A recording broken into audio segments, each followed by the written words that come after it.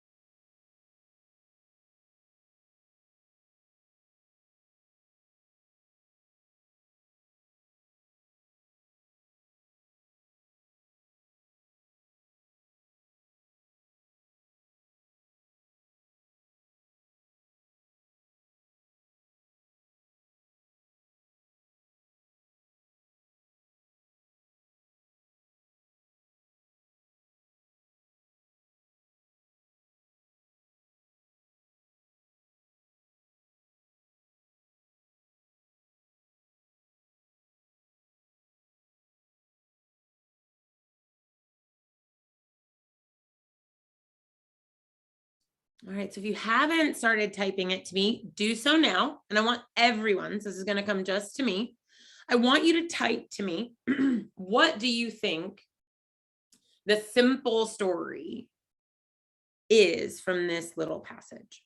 And so what I'd like to do is, without attaching to any specific owner, I'd like to put some of these translations on the board. So I've got two so far, keep them coming.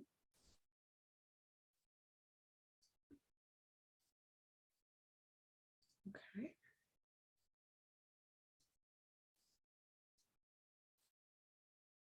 Yeah, no, not in the Q&A. You'll type it in here in the chat window, right where you typed your question that you just asked.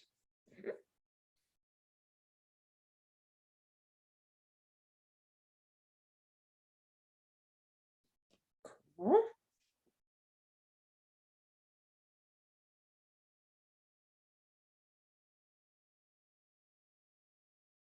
Just type to what it says. It's only typing it to just me. You're good. Yeah.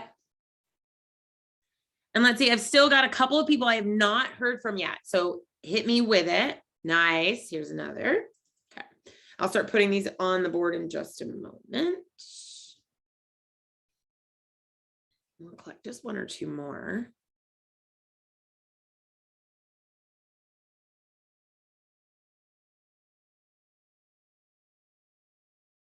I love these main ideas.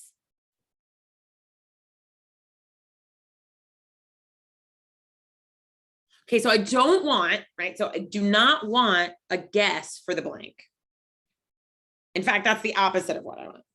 What I want is a rewrite of the sentence. or the two sentences. So let me show you some examples that are coming through that look great. I love these so far. Here we go. So I've got a couple up now.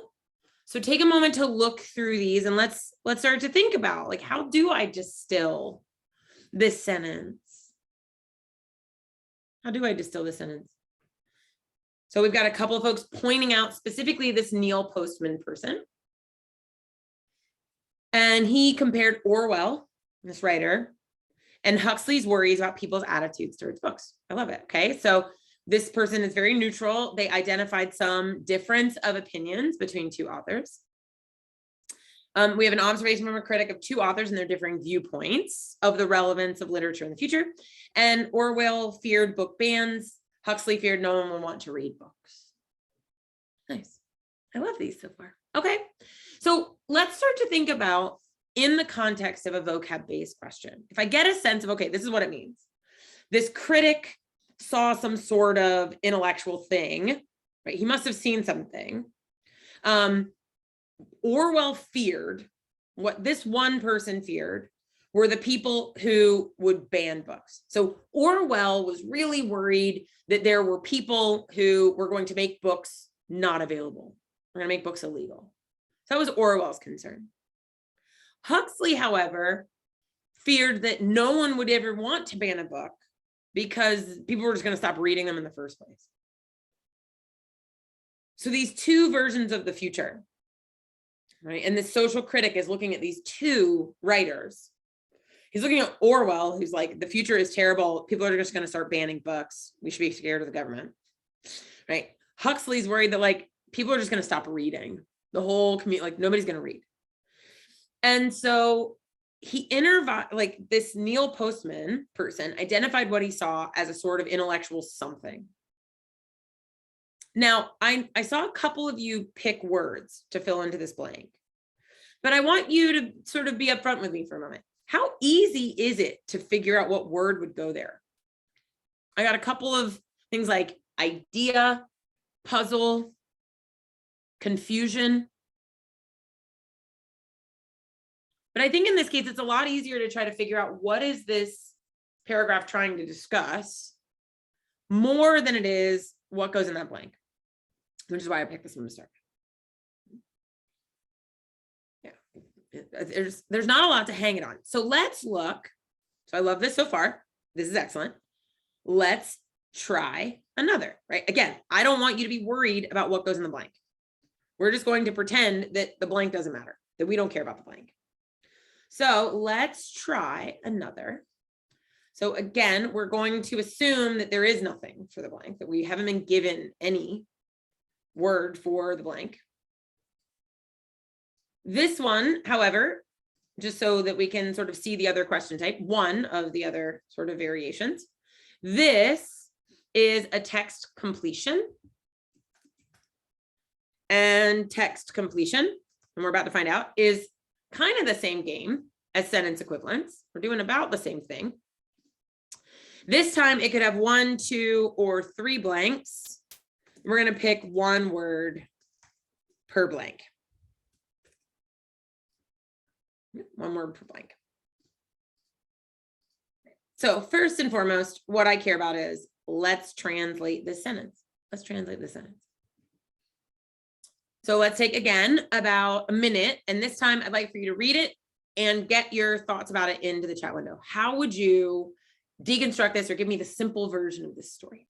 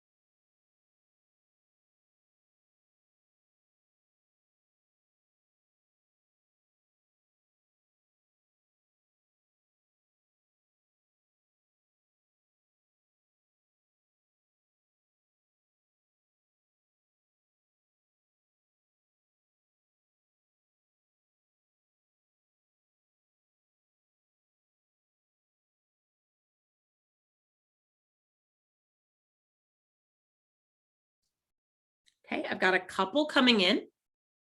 So hit me with it if you haven't yet. And so let's look at some translations. We'll do this again. We'll look at a few translations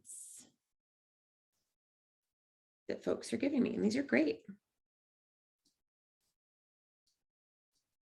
I love this. This is awesome, y'all. Oh, that's supposed to say in defense. Somebody else spelled that better than me. I did not. I misspelled that for them. Let me fix it. There we go. Okay. And I have this one. I love this. This is a great one. This is exactly, I love this. When we can start to make them more humorous. Did he do something wrong? Did he do anything?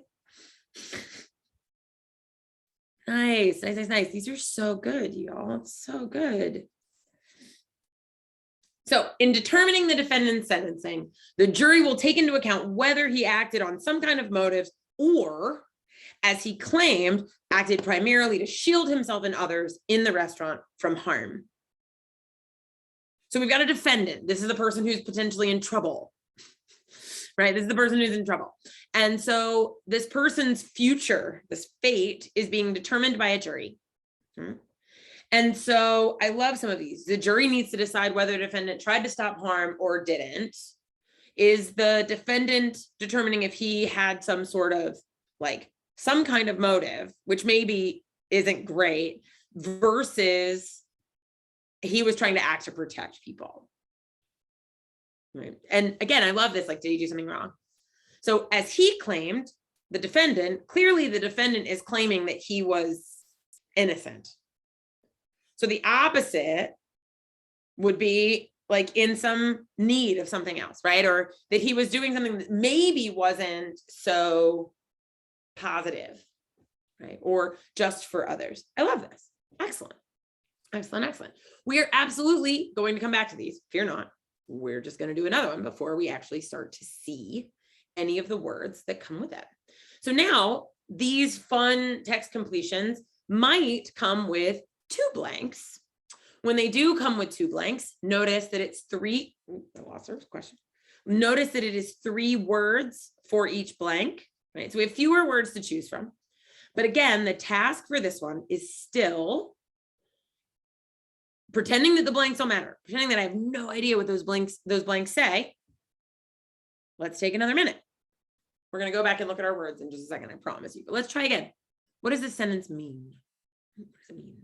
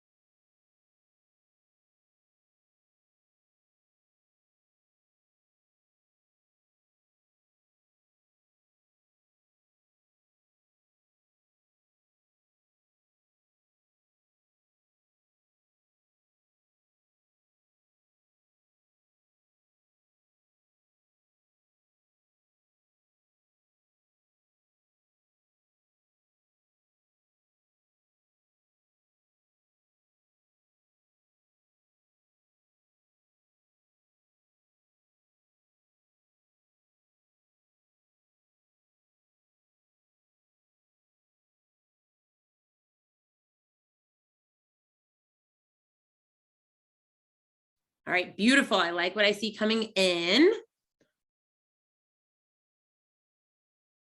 I love what I'm seeing coming in again. Let's see here. Let me get some of these on the board for us.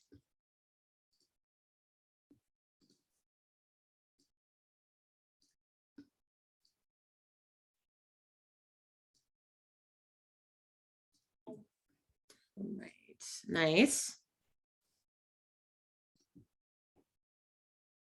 These are great. Although the author had almost finished writing the book, it would take a ton of time to edit and finish. especially with this very complicated story. So the project must be really far away from being done. Right? I love this. And this is another, we got some, oh, these are great. Author's going to take a long time to edit his book. The book is long and confusing. We have to complete the writing. We have to publish the book. The author was nowhere near close to finishing this novel because not like a lot of it may be written, but there's going to be a ton of hours to get it edited. This is going to be a really long process. I love all of it. Right? The author was far from something, the novel. There's no way we could have any idea what that blank would be at the moment we see that blank. Most of the book was written, good. This author knew it was going to take forever to review, and it was going to be an extremely something, right? It was going to be something, not only because of the book's length, but also because of the convoluted plot. It just sounds like we've got a lot more work to do, and this is going to be very difficult. Very, very difficult. So even with 2 blanks, I get lots of holes in a sentence. I am still going to hold off on predicting the blanks and instead make sure I understand the big picture. Yeah, understand the big picture. One more. Let's try one more before we come back to some of these and actually fill them in. And speaking of, let's look at a 3 blank. So these are a little bit more, kind of arduous in the sense that there's a lot more holes in it. They tend to be a lot longer, but often with 3 blanks, the story is more fleshed out. It's got to be a bigger story. There's got to be more information. So even though there are now 3 holes, who knows what's going to go in them? Let's do this one more time. And then we'll start to kind of move our way backwards through some of the questions to predict what goes into the blanks.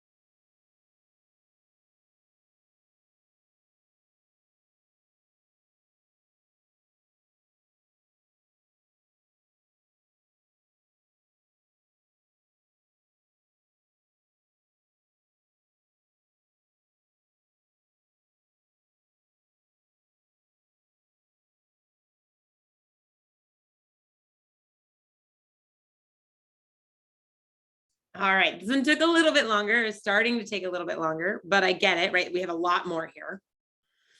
So these multi-blanks are going to take a lot more time.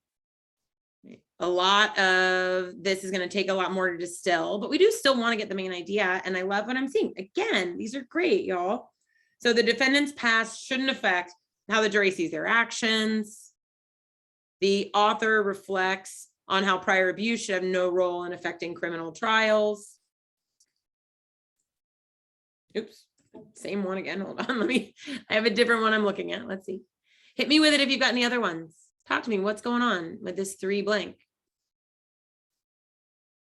I'd like to get some ideas up so that we can then come back and start looking at the words that go in.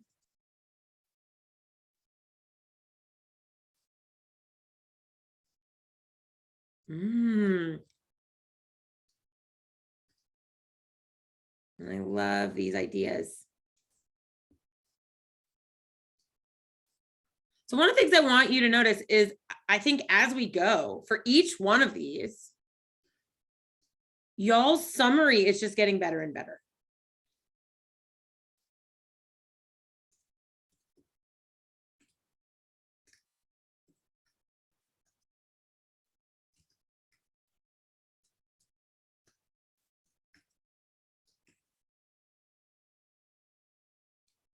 Cool. Okay, so we got lots of sentences, right? In many criminal trials, it emerges that the defendant some kind of abuse as a kid.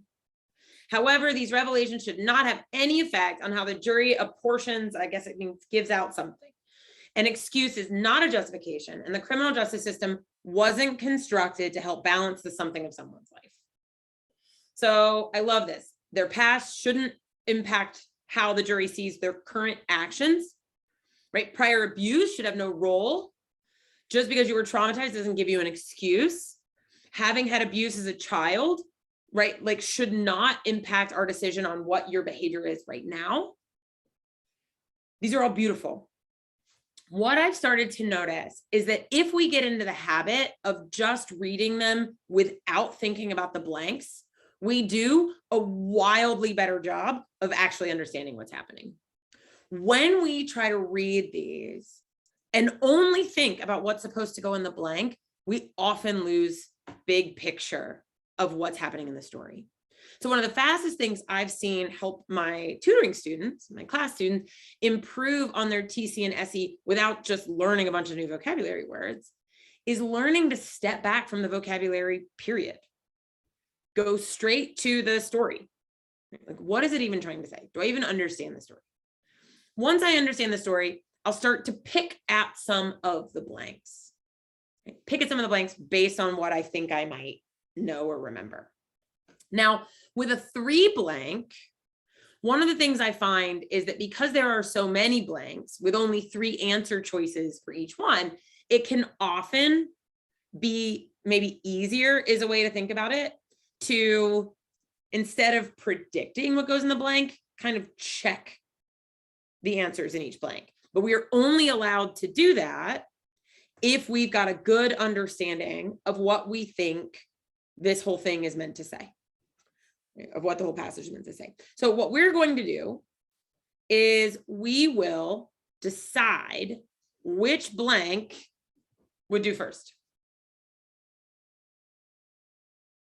Which blank to do first. So what do y'all think? And there is no right answer to this, but for you personally, right, as we start to read it again, do any of the blanks jump out at you? So now we understand the story. As you read it again, do any of the blanks jump out at you as maybe more or less clear? If not, that's okay. We can kind of do them in order. But if so, hit me with it. Type it into the chat window. Which one might seem the most clear to you? And I love the reasons I'm being given. So one was like, give me blank 1. I've also got to vote for blank 2 because of the contrast. However, some people like the first one. Beautiful. So let's try with these blanks. Now that we understand the story. Well, I've got a 1 and 3 and then 2. See, so there is no right answer. It's whatever order they make the most sense to you. So let's start with 1 because I had the most votes for 1. So we'll start just on that sentence. So in many criminal trials, it emerges the defendant some kind of abuse as a kid. So does the defendant appreciate some kind of abuse, exploit some kind of abuse, or suffer some kind of abuse? What do we think? Let's hit me with votes. Absolutely. Absolutely. Once I know the whole story, this gets a lot easier. Suffered. Great. All right. So, however, finding this out, that the defendant suffered some kind of abuse, finding this out should not have any effect on how the jury apportions. Oh, I love that. Sorry, I just got a message privately that says suffered is the right choice, but exploited could be like a biased trap answer. So that the defendant is exploiting some kind of abuse as a child, right? Like exploiting that knowledge. I love that. I love that. Okay, so our second blank. However, just because this is true, just because we find this out as a jury, it shouldn't have any effect on how the jury apportions culpability, how they apportion history, or how they apportion insanity. If I don't know what apportioned means, I might have to hold off. But if you have a guess for this one, or if there are any that you know are not right, you're like, wait. Right? Feel free to tell me which ones you think not right. We can come back if we don't know the vocab. So either tell me which one you like, or if you don't like, say, I don't like this one or this one.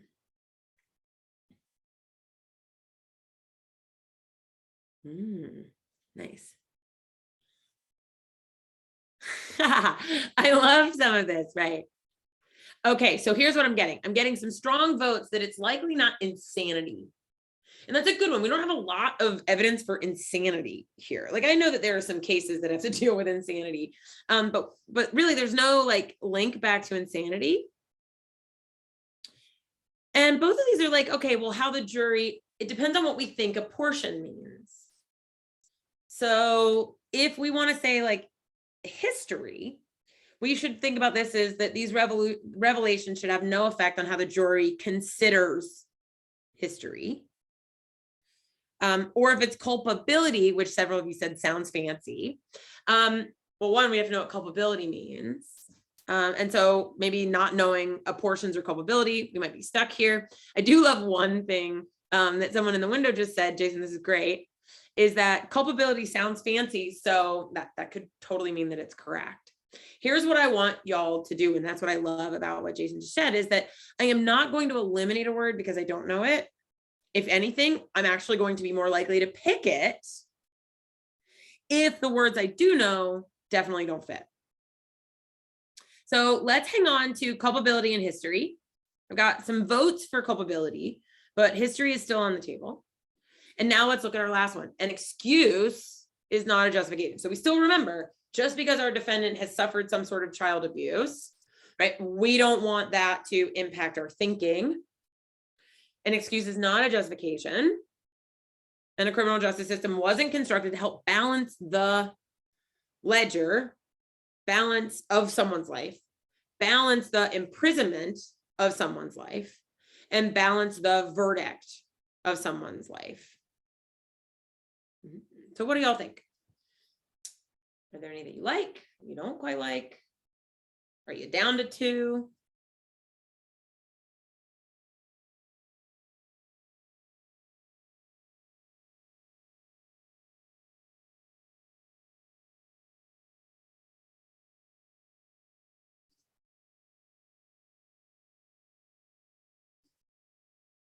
Okay, so I've got one guess. Hit me with it. What do you think? I love this. Okay, so I've got some votes. I've got some votes for ledger. I've got some votes for verdict. I don't have any votes yet for imprisonment.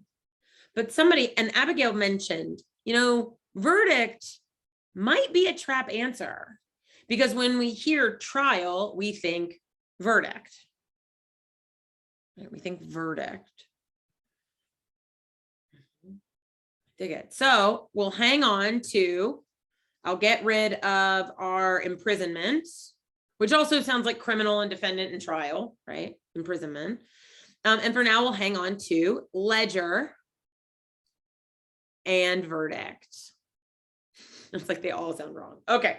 So let's now look up some of these words. So once I'm here, I would pick, right? I'm practicing. I'll choose my answers. But what I want to think about for a moment is what y'all told me, which was that these biological revelations shouldn't have any effect on how the jury makes its decisions. Right? That's what y'all told me. So we need to hang on to that. How the jury makes their decisions.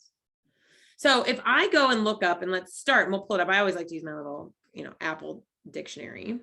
It's always good. You can also pull the thesaurus from this too. If I look up apportion,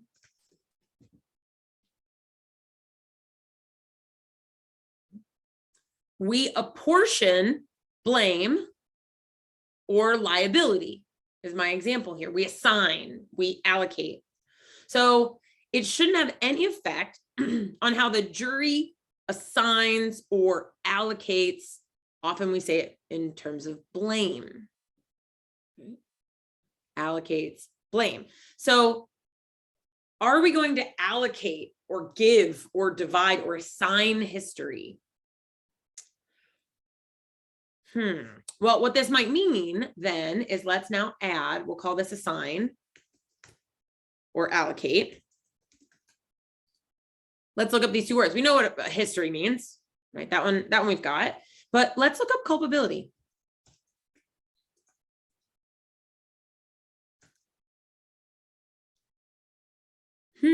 What does culpability mean? Let me get our question back. Here we go. Culpability means blame. So is it culpability or is it history that are going to go into that blank?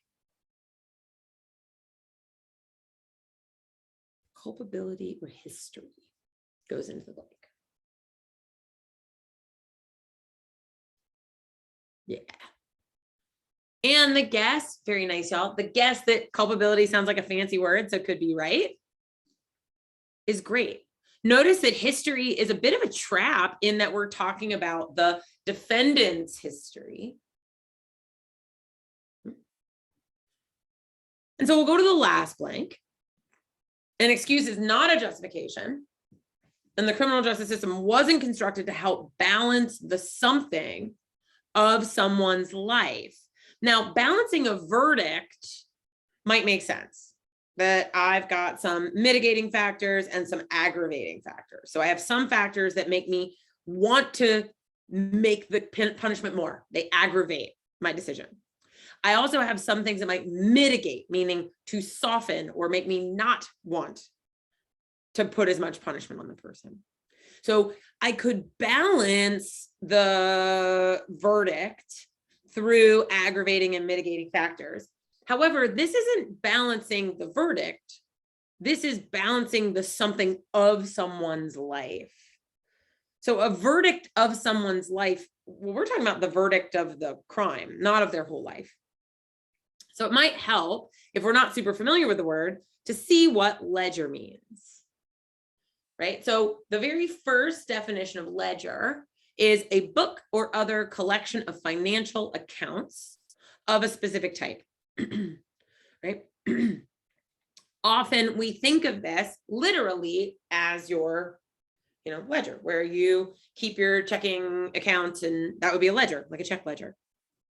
However, we can think of a ledger symbolically as the sort of pluses and minuses, the inputs and outputs of my life, right? The ledger of my life would be keeping track of all the things I do that are positive and all the things that I do that are maybe harmful.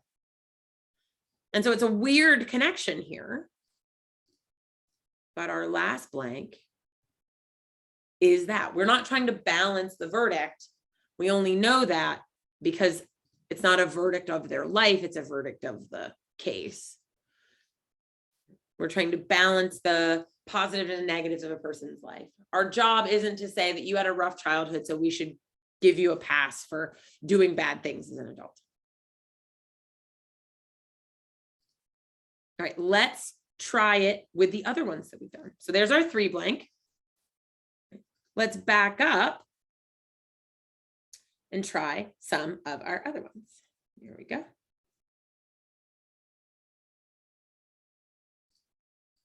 Let's try so we'll refresh ourselves for this again before we go into our answer choices. We'll keep shrinking our number of blanks. So we said that the author was far from being done and that he'd written all the book, but there's still a long way to go. A ton of editing, and the book was like lengthy. It was convoluted. So there's going to be just like a lot of reviewing and editing to be done. So let's start with the first blank. What would fit there? What fits into our first blank?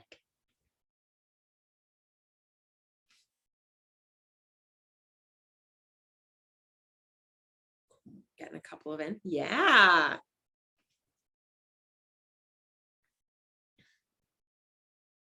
Beautiful. We don't have an author inscribing a novel. We also don't think the author is going to be rejecting. I know that he's far from, but he's not far from rejecting the novel. This whole little paragraph is about how much work there is still left to be done before we finish. So the author was far from finishing the novel.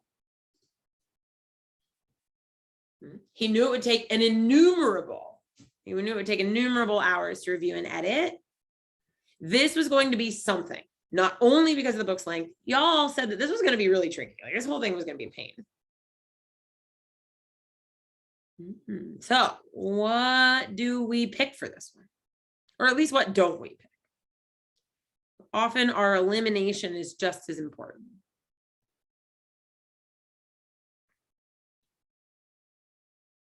Are there any of these words that you're like, certainly not, absolutely not?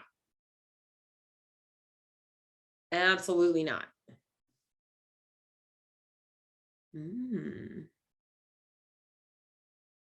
Yeah, okay, so it's like, I don't think it's gonna be redundant. I love that. Let's kill that one. I don't think it's gonna be redundant, right? Definitely no on redundant.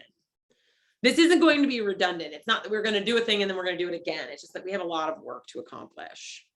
So now we've got two words that we may not use all that commonly. So it's in this moment that we're like, we know what that's supposed to say. We know that that's supposed to say this was gonna be tough. This was gonna be a pain. But we have two words that either we don't use or we don't use in this way. So we'll, on our review, note these as words that we should add to our flashcards. So what does it mean for something to be hardy? That means robust, right? We often talk about trees and people as being hardy people. They can survive a cold winter, right? Exactly. Yeah, they may want this to mean hard as in difficult, but hardy doesn't mean difficult. Hardy means able to endure, right? I always think of these like they were able to live in the winter in these like crazy conditions. Like those would be hardy individuals. Or plants and trees that are hardy, is how we normally use this word, are those that can withstand great temperature ranges, very, very cold winters or very, very hot summers. So hardy would be this very robust. I also really like to look at the thesaurus to see if there are any synonyms that I think fit well. So like strong, sturdy, tough, but not tough in the sense of hard, but in the sense of able to endure. So hardy is able to endure.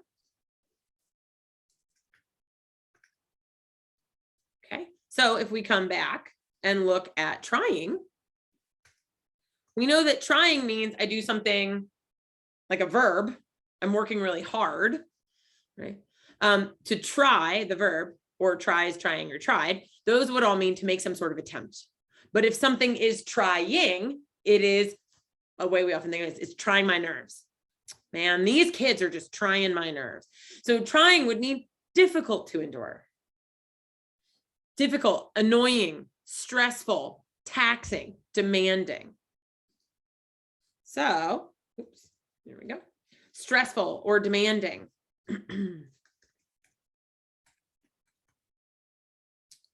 so based on that, and several of you said, I think it's trying, even if that maybe it's an uncommon use of that word.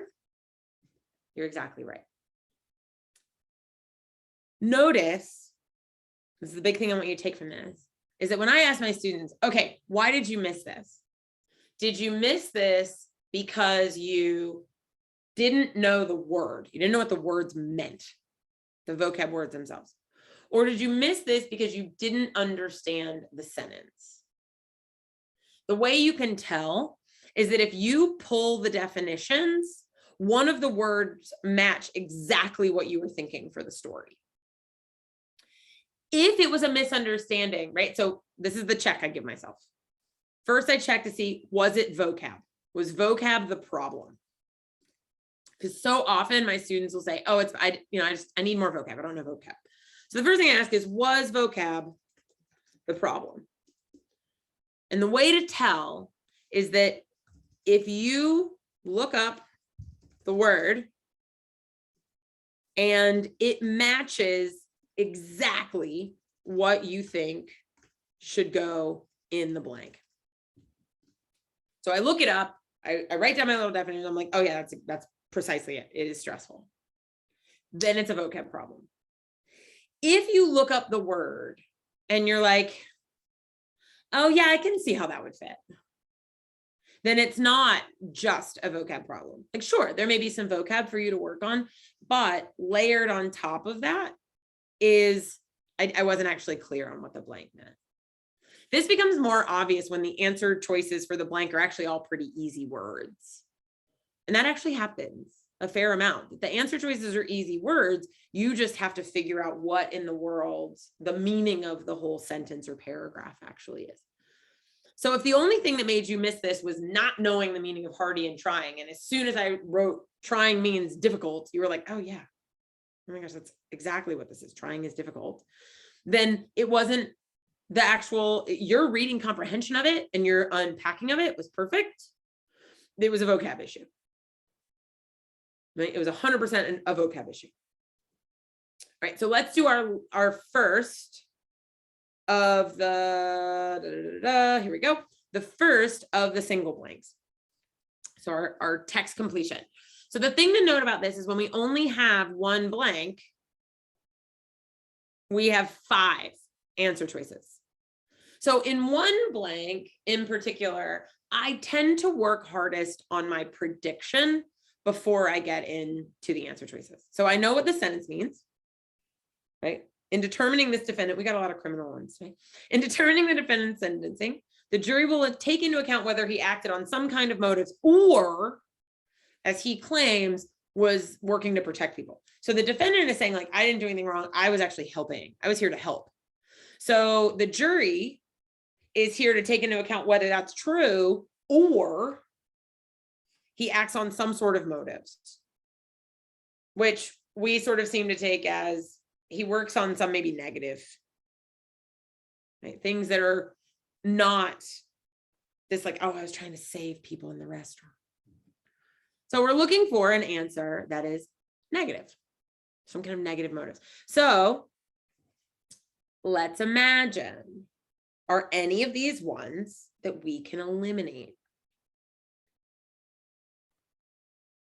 What can we eliminate for sure?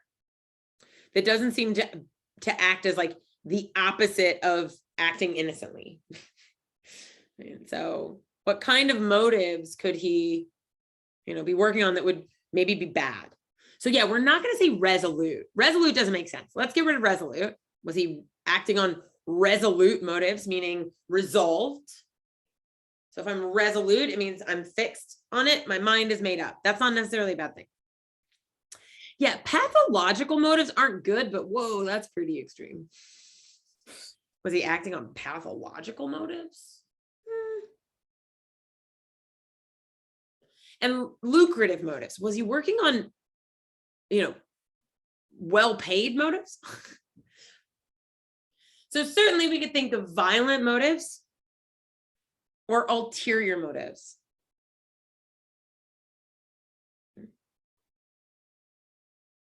So violent motives, well, we don't know what the defendant did. He was acting to shield himself and others in the restaurant, but yeah, it doesn't really fit the sentence. I don't know that it's violent. It certainly is the opposite of protecting people from harm, but ulterior would just mean his own, selfish. Right? He had these motives, and we often use this word, but don't think a lot about what it means. So if we look at ulterior, intentionally hidden. Right? Could there be an ulterior motive behind his request? Is there something that he's not telling us? Or as he claims, he was trying to protect people. So if we look, the source isn't great on this one, but secondary, underlying, undisclosed, hidden, secret. And so we've got this kind of back and forth between whether he acted on, maybe some secret motives that we don't know about, or as he claims, as he tells us, he acted to shield himself and others from harm. And so ulterior is a good one. It fits in terms of like the type of thing that we would say. We often say ulterior motives, but it also fits the sentence. Ulterior motives.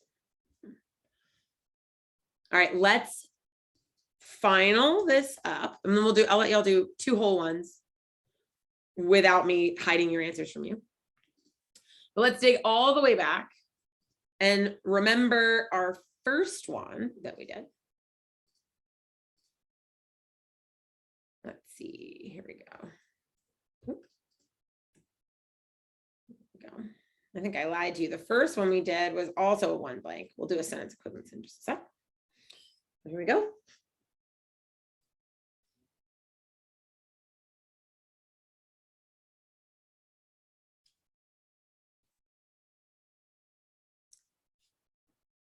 So we've got our critic,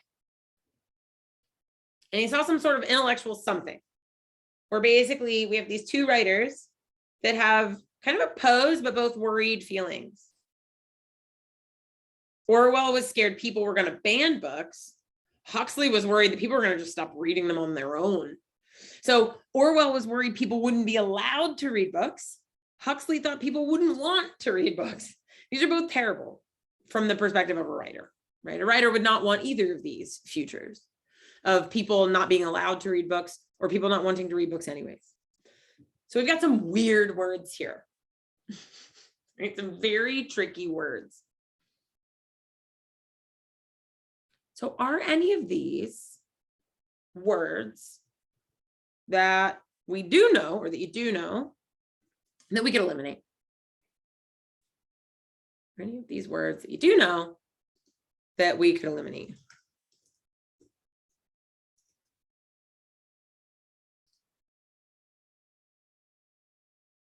Okay, so we've got to vote for probably not right? Like cerebration. Cerebration's a weird word.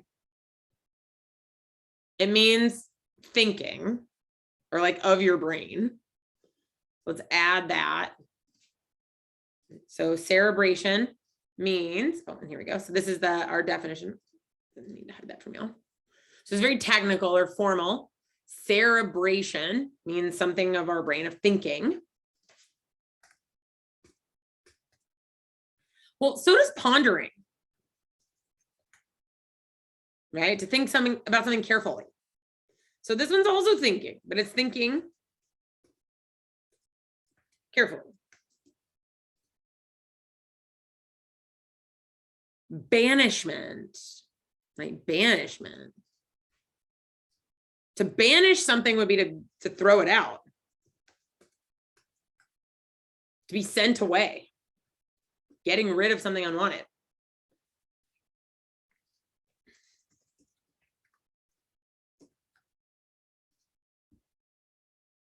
So I love a couple of things. It was like, you know what, banishment? No. Also, pondering and cerebration mean the same thing. So if they mean the same thing, and I'm only supposed to pick one answer, they mean the same thing. So they can't be right. So I'll toss those, and I'm not trying to banish this. This isn't an intellectual banishment. So let's go with our next two. Let's see what they mean then. If we're like, oh, I don't know what to do next. Let's go with mullishness.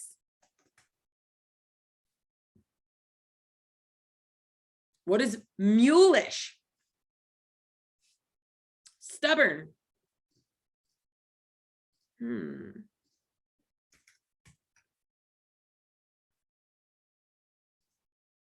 Versus degeneration.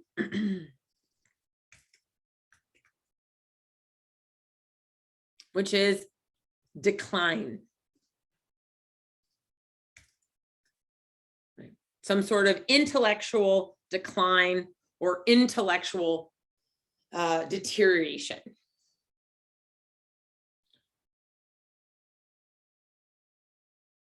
So what is Neil Postman worried about? He's worried about this terrible future. Like, Orwell thinks nobody's going to be allowed to read books. Huxley thinks nobody's going to want to read books. This social critic must see this as very much an intellectual failing. Either somebody gets mad because what your book says they don't like, or people are just so like, I don't care, I don't want to read anyways. So this social critic would argue that this is some form of intellectual, like, none of this is good. This is all bad.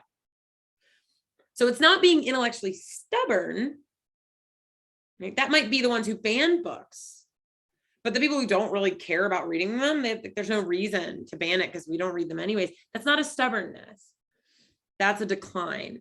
And so if we knew that like mulishness means stubborn, like a mule, then we could choose degeneration. In this case, one of the few words that most of us might know. All right, so let's do the same exercise, but with a fresh, brand new one. We'll do one that actually has 5 choices, or 6 choices, excuse me. So we'll do our sentence equivalence with 1 blank, 5 words. As you might notice already, some of these words are pretty terrible. But we'll start with just what does the sentence itself mean? So we'll take our first minute and then let me know, start typing in the chat window, what does this sentence say? What's it trying to tell us?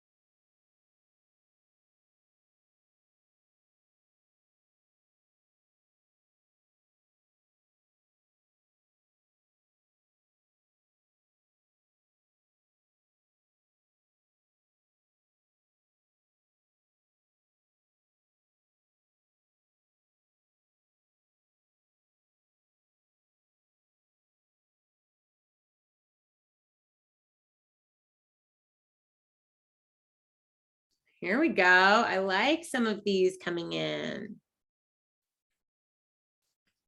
These are great. Once again, y'all. Once again, so good.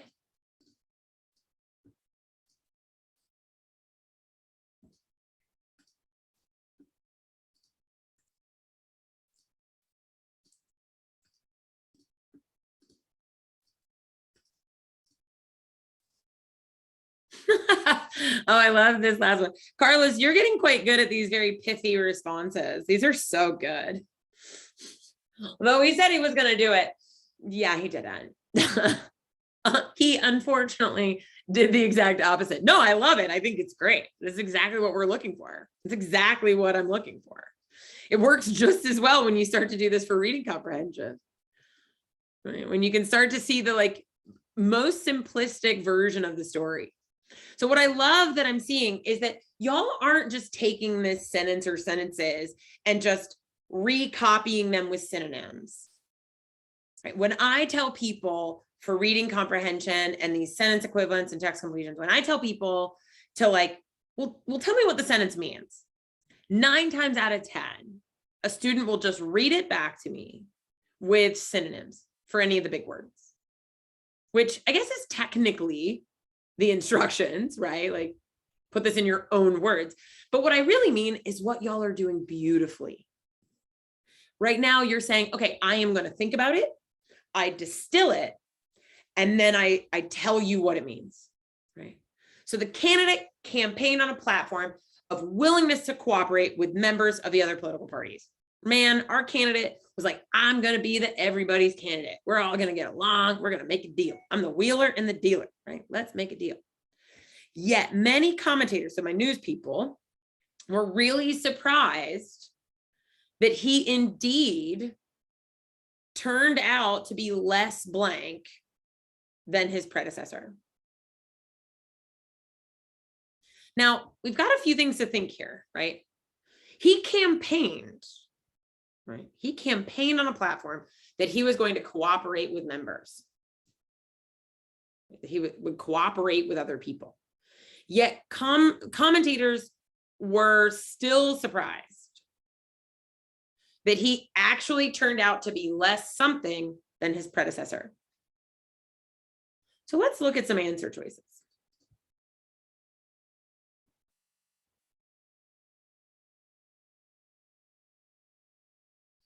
So first thing, when I have sentence equivalence with two words that I have to pick, first thing I will often do, particularly if I'm not entirely sold on the blank, first thing I will do is look for answer choices that are synonyms, or that at least sort of mean the same type of thing. Mean the same type of thing.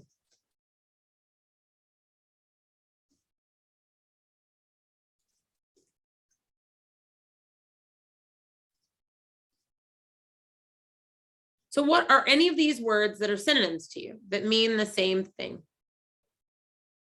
Or that mean the same type of thing?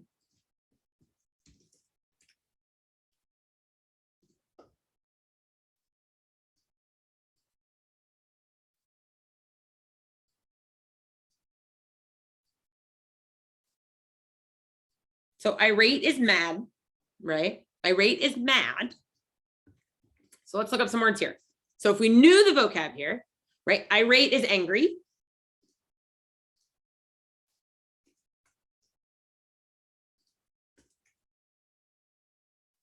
So irate is angry.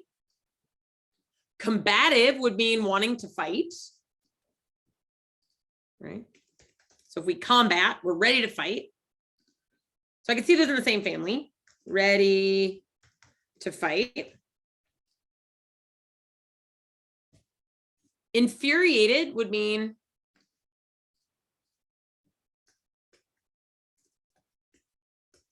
right? Would mean angry.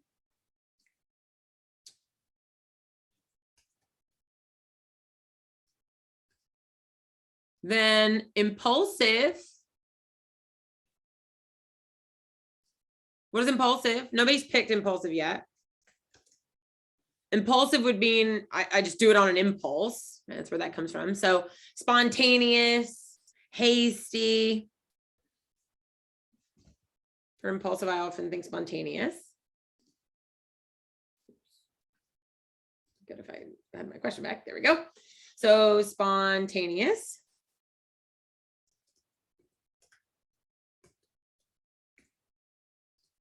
Okay.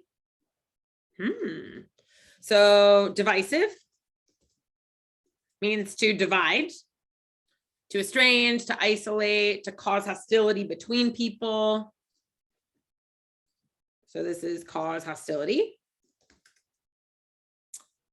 And then wily, for any of you that know old comics or old cartoons, Wile E. Coyote was his name. So wily, I guess they're not even, they don't even have him in here. But Wile E. Coyote, or sorry, it's because I put an E in it. Wile E. Coyote had an E. So to wily would be like deceitful. So Wile E. Coyote was always trying to get hold of, there we go, trying to get hold of the Roadrunner. And so Wile E. Coyote with an E was meant to be sort of our little coyote here, who's clever, canny, smart, crafty. So crafty, smart, and cunning. Maybe scheming would be another way to put it. So what answer choices can I get rid of because they don't match anything?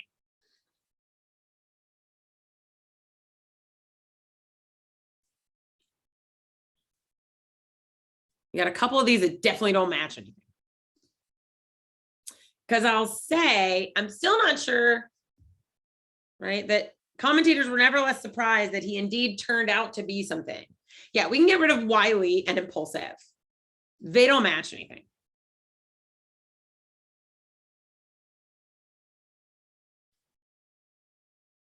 So we miss something that has a big impact on the meaning, because notice everything that would go in that blank is negative. All of our options are all negative. So what this sentence is saying, given that something in there has to be negative, so if this is now, and we don't know it's negative from our read, we know it's negative from the answer choices that are left. The candidate campaign on a platform of being willing to cooperate with other members. of other political parties. Yet many people were really surprised that he was less negative. So people were actually surprised that he was better than his predecessor. He did a better job. So what is the word that we missed when we took this sentence to say, he said he was going to be great, but turned out to be terrible? Because what it looks like is he said he was going to be great, and weird, he turned out to actually be pretty great. That's one of them. Indeed. That's a part of it. Right? Yet many commentators were surprised that he actually turned out to be, and there it is. Nevertheless, even though he told him he was going to be better, commentators were still surprised that he was better. I told you I was going to be better. Why are you surprised? Right? Yet commentators were still surprised that he actually did turn out to be better. So he said he was going to be a cooperator, and the commentators were surprised that he actually did turn out to be cooperative. So cooperative is going to have to equal less something. So is cooperative less angry or less causing of hostility or fighting? Yeah, it is. It's divisive. And so he's going, because he cooperates, he is less divisive, meaning less trying to create division. He is less divisive and less combative than his predecessor, both meaning like trying to start battles, trying to start fights, trying to sow division. This is a perfect example of, if I look the word up and it matches exactly what I think should go in the blank, it was a vocab problem. Was this a vocab problem? No. Right? Partly, yeah, some of these are words that is like, I don't know that word. I've never used it that way before. But this is absolutely more of a read issue. So what we have to look for as we're reading, and we're trying to put this in our own words, and many of you have pointed this out quite a bit, we have to look at the transition words. We have to look at the yet, which all of you did. You all saw yet. It was perfect. What we missed is that many commentators were actually surprised when he did, in fact, when he actually turned out to do what he said he was going to do.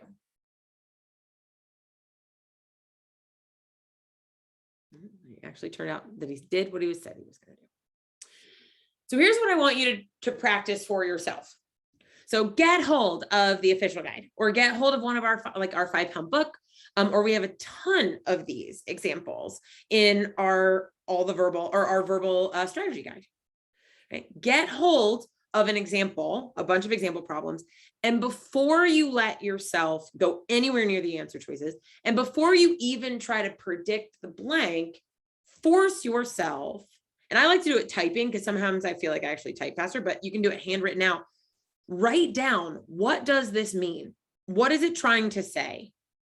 Then start to think about what the words mean, and then compare that to what your options are in the blanks. It might feel a lot slower at first, which it will be because you're forcing yourself to take that extra step. But I promise you, it will pick up the pace really quickly. You'll start to already be thinking of the big picture. You're not going to force yourself to do it. And it's going to make you a lot more effective.